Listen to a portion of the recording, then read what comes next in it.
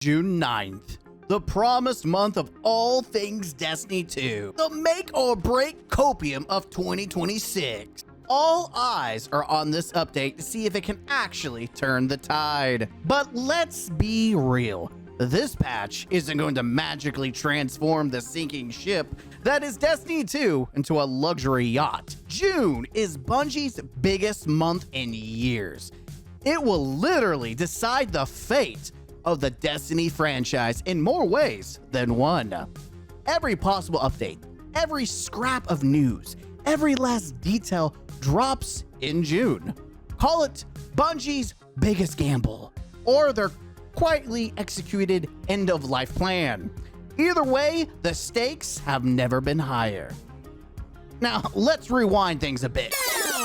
Originally, this was supposed to be the mid-season update called Shadow in Order. Then it got delayed 3 months to make room, you guessed it, for Marathon. And no, Bungie never once said the delay was to add more content. Their exact words were, our next major update, Destiny 2 Shadow in Order, is undergoing large revisions and will be delayed. Revisions, not expansions, not shiny new toys, revision. The delay has since been excused by the idea that it allows meaningful quality of life improvements, and the update has been renamed accordingly. That's genuinely positive. But let's not pretend it was the plan all along. On top of that, we know over half the studio is now working on Marathon, so fewer hands are on Destiny 2.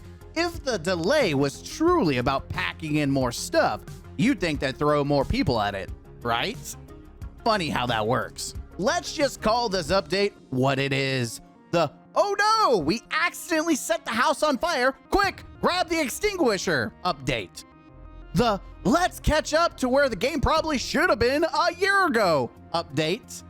The, we tried soft sunsetting 80% of the game, and the community, oh so politely and calmly, reminded us that was a terrible idea update. Okay, that last bit is a lie. Bungie got crucified by the community, and rightly so. Don't expect miracles this June. The little voice in your head screaming, this time it'll be different.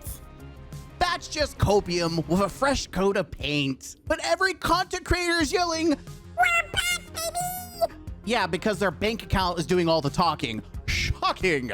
Let's break it down without those rose-tinted glasses. The update takes 9 abandoned raids, 3 free, 6 paid, and 10 dungeons, 1 free, 9 paid, and brings them up to the same tier system as the stuff released in Edge of Fate. That's it. But let's not give a round of applause to the people who made the content irrelevant in the first place.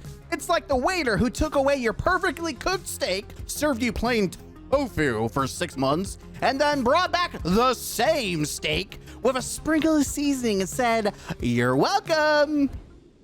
Oh, we're grateful to have the steak back. We're just not throwing a parade for the person who took it away. Oh, so you're mad they're updating raids?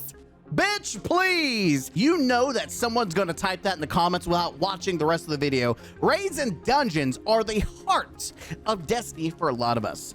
I'm in that tiny 10% of the player base that actually runs them. For the other 90% who doesn't touch in-game activities, this update kind of does... It does nothing. It does absolutely nothing. Surprise! Look, updating the raids and dungeons is objectively good. The weapons are finally getting brought up to tier 5 levels. Dungeon gear too. And both will have set bonuses on armor. That's genuinely dope. For the 5 dudes still raiding every week. I'm only half joking. We'll probably see a small bump in the raid and dungeon participation. Numbers will go up, but nowhere near the expansion launch levels. Bungie would be even lucky to hit that Into the Light engagement again, and that alone is not going to save the game, let alone Bungie themselves. Content creators will all swarm back, of course. Astacross reviewing the Last Wish God rolls for the 3rd time with another nasty thumbnail. Maddox dropping the broken nuke build videos. Bife with the updated lore. Llama trying once again to convince you the portal is fine and we just need to slap a brand new coat of paint on it. You will see the hype, You'll see the numbers tick up for a week or two, then reality will set back in. We've watched this cycle play out too many times. Joker nailed it years ago, and it still rings true.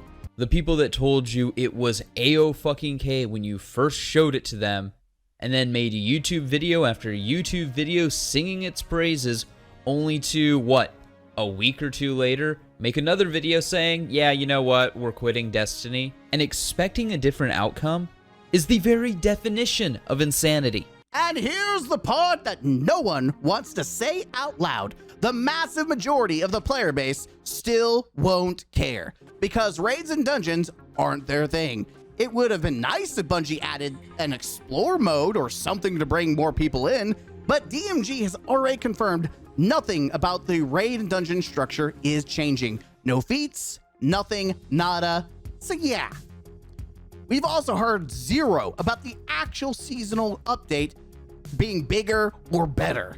Expect the same Ash and Iron formula, one intro mission that reuses assets, 2 or 3 new portal activities, and 1 watered down exotic mission. Don't forget Pantheon, which will show up eventually. We actually have no idea whether it's coming day 1 or not. And before we applaud Bungie for not time-gating the raid and dungeon refresh, let's remember these updates are roughly a year late to the party. Not time-gating something that was already time-gated isn't W material. It's basic common sense. Exotic armor is finally getting tier 5 stats. Great, I guess. A small group of us will regrind every exotic for the 3rd time. Fun! It only took them a year to figure out how to make exotic armor work exactly like every other armor that's been released since Edge of Fate. Why it was tier 1 stats for a year? Only Bungie's team of professional squirrels know. What about PvP? Still neglected like the middle child it is. Iron Banner is supposed to come back on a better cadence, and they've promised new armor and weapons, which kind of sounds vaguely familiar.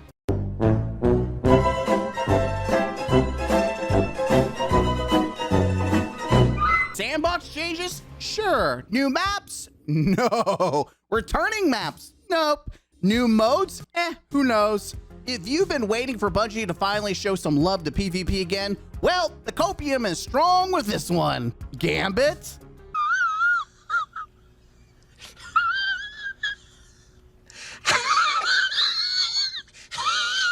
Now, DMG did run a survey on Gambit. Paul Tassi says loot is getting refreshed. Bungie once promised to bring the spotlight back with Prime style mechanics.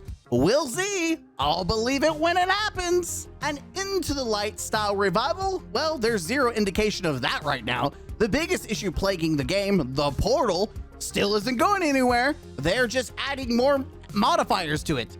As long as that thing exists, the player base will never truly come back. It's done more damage to the game than the content vault ever did. So here's the honest advice going into June. Keep your expectations on the floor. Don't let the creators string you along. They get paid whether the game lives or dies. Enjoy the moment-to-moment farming if you want. Chase that updated Fatebringer for the 3rd time. Have fun with it. You paid for the ticket. You might as well enjoy the roller coaster. But don't set yourself up for another round of disappointment. Bungie went almost a full year without a roadmap, and we have zero clue if that's changing in June. Marathon gets constant updates and communication, while Destiny gets radio silence and sympathy bait tweets from DMG. The silence is deafening. And even to make it worse, Sony themselves in their most recent earnings call had zero to say about Destiny. It was all about Marathon. Now, if that doesn't tell you the future of Destiny, I don't know what does. A lot of people are starting to wonder if this is really an Age of Triumph situation before the lights go out. Whether that means Destiny 3 or just the end, we don't know. But the cycle of community disappointment isn't breaking anytime soon, especially if they drop news on the brand new expansion, the Shatter Cycle, in June. Poetic, isn't it? Bungie is shattering the cycle of we're back again and it's all over of Destiny. Now we're just gone at this point. Marathon has already done real damage. The resentment in the community is at an all-time high, higher than the combined player count of both games.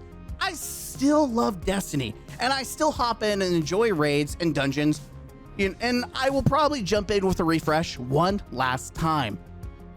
Too many of the people who made Destiny are now gone, walked away, or shown the door, and without them, it will never feel the same. Just remember, never separate the art from the artist, and right now, the artist has a lot explaining to do.